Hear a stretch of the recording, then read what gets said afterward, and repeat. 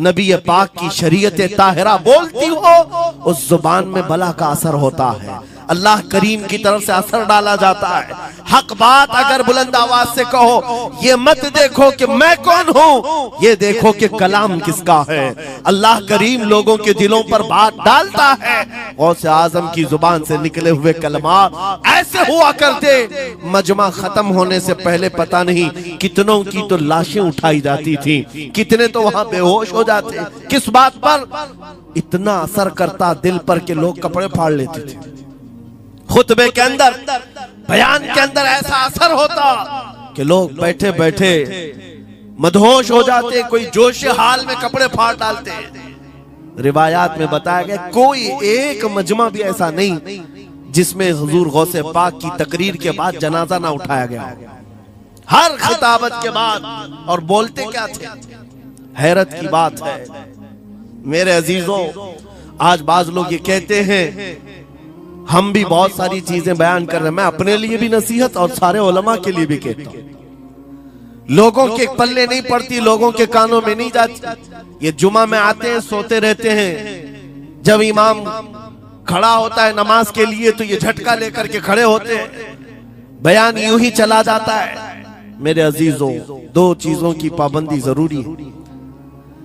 मैंने पढ़ा था इमाम अहमद बिन हम्बल नहीं, हजरत सुफियान सौरी रदी अल्लाह ताला, हजरत सुफियान सौरी नसीहत कर रहे थे, और जब वो नसीहत करते तो लोग रो पड़ते थे, आखिरत को याद करते, कब्र की होलनाकियों का तस्करा करते तो लोग रोने लगते थे। एक बंदा था, वो मजलिस में आया करता और खामोश बैठता, और उस पर कुछ भी असर नहीं। एक दिन उसने पकड़ करके पूछा हजरत सुफियान से, आप जब बयान करते तो लोग धाड़े मार मार कर रोते हैं, मुझे तो कुछ नहीं होता, मैं तो ऐसे ही बैठा रहता हूं। आपने क्या फरमाया? आपने ये नहीं फरमाया कि तू बदतमीज है, तू बदमाश है, तू बदअमल है। फरमाया दो में से एक खराबी हो सकती है, या मेरा दिल खराब होगा या तेरा दिल खराब होगा, इसलिए कि मैं बात रसूलुल्लाह की कर रहा हूं, इसमें असर तो होगा ही।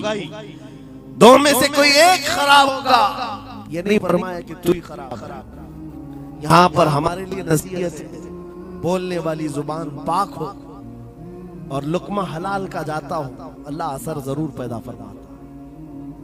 सरकार गौसे पाक रदी अल्लाह ताला अन्हु मिंबर पर खड़े होकर बयान कर रहे हैं। क्या बयान कर रहे हैं? सुने। एक दिन आप हजरत अब्दुल जब्बार को बैठाए अपने बेटे को, वो बयान करते रहे, उसके बाद उतर कर क्या कहा, अब्बा जान आप जो बयान करते हैं उसमें जो रिक्कत तारी होती है वो मेरे बयान में नहीं होती, आप बयान करें। वो से पाक मिंबर पर खड़े हो गए और सुनो, 70,000 का मजमा है। गौसे पाक की तकरीर क्या है? डायरेक्ट शुरू फरमाते गौसे पाक, ऐ लोगों मेरे घर में आज एक बड़ा हादसा हो गया।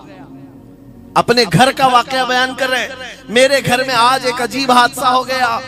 अब्दुल जब्बार की माँ यानी अपनी बीवी के बारे में कह रहे हैं, उनके बेटे हजरत अब्दुल जब्बार कहते हैं, अब्दुल जब्बार की माँ मेरे लिए दही मट्टी की हांडी में जमा कर रखी हुई थी, एक छीके से लटकाई हुई।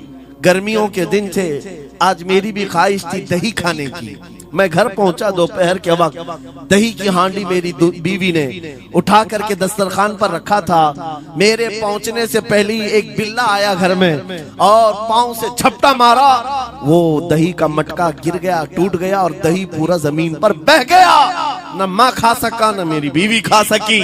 इतना बयान करना था कि लोग ठाड़े मारकर रोने लग गए, कपड़े फाड़ने लग गए। लोगों के अंदर जोश हाल से कैफियत बदल गई। मेरे अजीजों, कोई अपने घर का वाकया बयान कर रहा हो कि दही की हांडी फट गई, दही बह गया, इसमें कौन सी ऐसी बात है रोने की? ये हमारे और तुम्हारे लिए हो सकता है। गौसे आजम का मजमा भी अहले दिल का हुआ करता था, वो बसीरत वाले लोग बैठते थे। गौसे पाक क्या बयान कर रहे थे?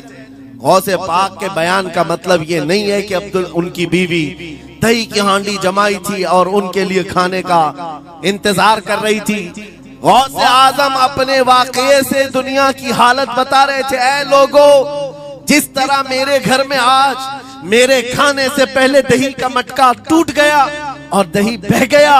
सबकी हालतें तकरीबन ऐसी होती हैं। इंसान अपने लिए इतना कमाता है, माल जमा करता रहता है, और जब उसके खाने का वक्त आता है मलकुल मौत पंजा मारकर रूह निकाल लेता है और सारा माल उसका धरा का धरा रह जाता है, ना वो चख पाता है ना खा पाता है। गौसे पाक रज़ी अल्लाह ताला अन्हु ये दुनिया की हालात बता रहे थे। और मेरे अजीजों, आज भी वही हालात हैं हमारे, आज भी वही हालात हैं।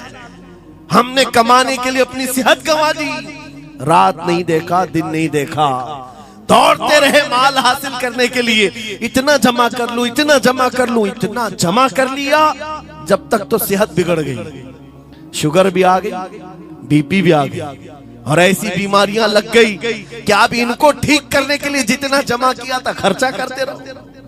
शेख सादी रहमतुल्लाह अलैह फरमाते हैं, ये दो कामों में तो इंसान की पूरी जिंदगी खत्म होती है। पहले कमाने के लिए सेहत गंवाता है और फिर सेहत बचाने के लिए माल गंवाता है। ये दो चीजों में गौसे पाक रज़ी अल्लाह ताला अन्हु की नसीहत यही थी कि इतना जमा कर ले जाते हो, इतना जमा करते हो कि फिर जब खाने का वक्त आता है तो मियाँ ऐसे हालात होते हैं कि नमक भी नहीं खा पाते, शक्कर भी नहीं खा पाते। दूसरी बातें तो छोड़ो, शुगर वाले शक्कर नहीं चख पाते, बीपी वाले नमक नहीं चख पाते। अरे ये बड़ी छोटी चीजें हैं, और माल देखो तो करोड़ों का है, अरबों का है, अरबों का माल पड़ा हुआ है, नमक नहीं चख पाते, शक्कर नहीं खा पाते। किसके लिए जमा किया था? और थोड़ी और बड़ी बीमारी हो गई तो पानी भी नहीं पी पाते, डायलिसिस चल रहा है, किडनी खराब है। कितने ऐसे लोग मिलते हैं आज, कितने ऐसे हैं जिन्होंने साफ मुझसे कहा कि डॉक्टर ने पूरा गिन करके कहा है कि पूरे दिन भर में जो है एक ढक्कन से पानी पीना, बोतल का जो ढक्कन होता है उस ढक्कन से बस बूंद बूंद चखते रहना, पानी ही ना पियो, इसलिए कि किडनी काम नहीं करती। ये दुनिया है मेरे अजीजों। हमने अपनी सेहत गंवा दी, पूरी की पूरी सेहत गंवा दी इसको हासिल करने के लिए। इसी को मेरे इमाम अहले सुन्नत फाजिल बरेलवी ने कहा था, शहद दिखाए जहर पिलाए, कातिल डायन शोहर कुछ, इस मुर्दार पे क्या ललचाए, दुनिया देखी भाली। लेकिन समझ में किसी को नहीं आता, उस वक्त समझ में आने लगता है जब जाने का वक्त होता है। जाने के वक्त हालात ऐसे होते हैं, मैं अक्सर अपने टूर में देखता हूँ, उमरा पे जाते हैं, बगदाद पे जाते हैं, खूब आयश से रहते हैं, सबको पता रहता है प्लेन में सिर्फ 30 किलो का अलाउड है, लेकिन मार्केट में जाते हैं तो उनको कुछ खबर नहीं होती, सब खरीद रहे होते हैं। हो जाए खरीद करके लाकर रूम में भर दिए, और आज शाम में जाना है तो ठोस रहे हैं, इस बैग में उस बैग में नहीं घुसा। और उसके बाद फिर एयरपोर्ट पहुंचे तो कभी इसको रिक्वेस्ट, कभी उसको रिक्वेस्ट, थोड़ा हमारा भी ले लो, थोड़ा हमारा भी ले लो। अरे वहां सबका चीज है, कोई लेने को तैयार नहीं। फिर खरीदा हुआ वहीं छोड़ करके हसरत भरी निगाह से देखते जाते हैं। किसी की खजूर छूटी हुई है, किसी के मुसल्ले छूटे हुए हैं, किसी के कपड़े छूटे हुए हैं। हर बार हम एयरपोर्ट पे देखते हैं, छोड़ करके जा रहे होते हैं, बड़ी हसरत से देखते हैं। मेरे अजीजों, ये कोई लतीफा नहीं, सेम यही हालात जब दुनिया से जा रहा होता है एक इंसान, मरने से पहले उसकी आंखें फटी रह जाती हैं। क्यों कहा गया है मरने के वक्त सबसे पहले उसकी आंखें बंद कर दो? क्योंकि वो अपना माल देख रहा होता है, अपनी औलाद देख रहा होता है, अपना घर बार देख रहा होता है। मैंने इसको बनाया था, इस तरह से कमाया था, इस तरह से इसको पाला था, ये सब देखता रह जाता है। उनमें से किसी चीज को उठा भी नहीं पाता, ले नहीं जा सकता। यहाँ तक कि ऐसी हालत होती है खुद जा भी नहीं पाता, दूसरों के कंधों पर सवार होकर जाना पड़ता है।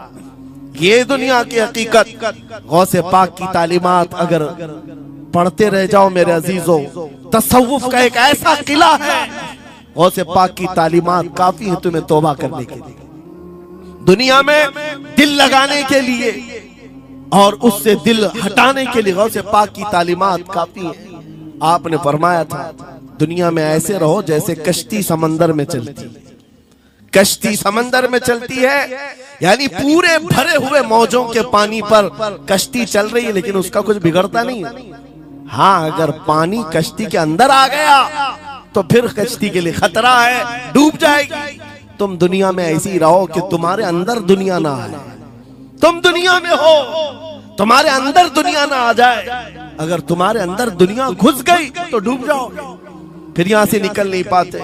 मौलाना रोम इसी की मिलती जुलती बात कहते हैं मसनवी शरीफ में। जलालुद्दीन रूमी फरमाते हैं, एक चूंटी को देखा, शहद का एक कतरा जमीन पर गिरा हुआ है। शहद का कतरा चिपकने वाला होता है, यानी उसके अंदर गम होता है। चूंटी करीब से आई, एक चुस्की ली, शहद को चखा और जाने लगी। फिर आई, पेट कहां भरता है चूंटी का मीठे से। अरे शहद तो पानी में भी रखो ऊपर से आके गिरती है, और शहद खाना है उसको। और दूसरी तरफ से आई, फिर गई, पेट नहीं भरा, चारों तरफ से उस कतरे को चाट चाट के गई। मौलाना रोम फरमाते फिर चूंटी के दिल में ख्याल आया, मैंने हर तरफ से तो शहद को चक्कर देखा, टेस्ट एक ही है, बीच कतरे में कैसा टेस्ट होगा?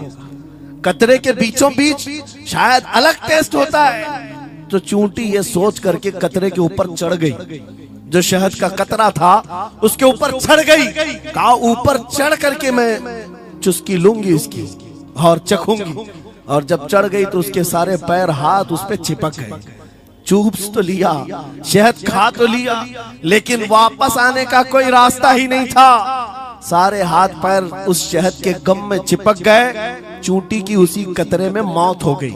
मौलाना जलालुद्दीन रूमी फरमाते हैं, इंसान यही करता है, माल कभी इधर से कमाता है, कभी उधर से कमाता है, हर जगह से देखता है, सारे टेस्ट ले लेता है, बाद में बड़े बड़े लोगों को देखता है, अरे नेताजी तो बड़े बंगले में, वहां कैसा ऐश होता होगा, कोई उस रिजॉर्ट में है, वहां कैसी मस्तियां होती होंगी, वहां भी जाकर देख लूं। ये वहां भी यहाँ भी करते करते घुस जाता है और दुनिया में ऐसा मसरूफ होता है, उसकी मौत आ जाती है, तौबा की मोहलत नहीं मिल पाती, उसी दुनिया में फंस जाता है। मेरे अजीजों, गौसे आजम की तालीमात ये हैं, दुनिया में ऐसे रहो जैसे कश्ती समंदर में रहती है, तुम्हारे अंदर पानी ना आने पाए। अगर तुम्हारे अंदर आ गया तो डूब जाओगे। इन तालीमात पर अमल करते हुए आज हम हालात देख सकते हैं। जितनी चीजें ने हमें बिगाड़ा है आज, वो दुनिया की मोहब्बत है, वो दुनिया की मोहब्बत है। मेरे आका सल्लल्लाहु अलैहि वसल्लम का एक फरमान मैं सुनाता हूँ, अबू दाऊद शरीफ की हदीस है। वो आज के जमाने में अगर मैं आपके सामने बयान करूं तो ऐसा लगे हम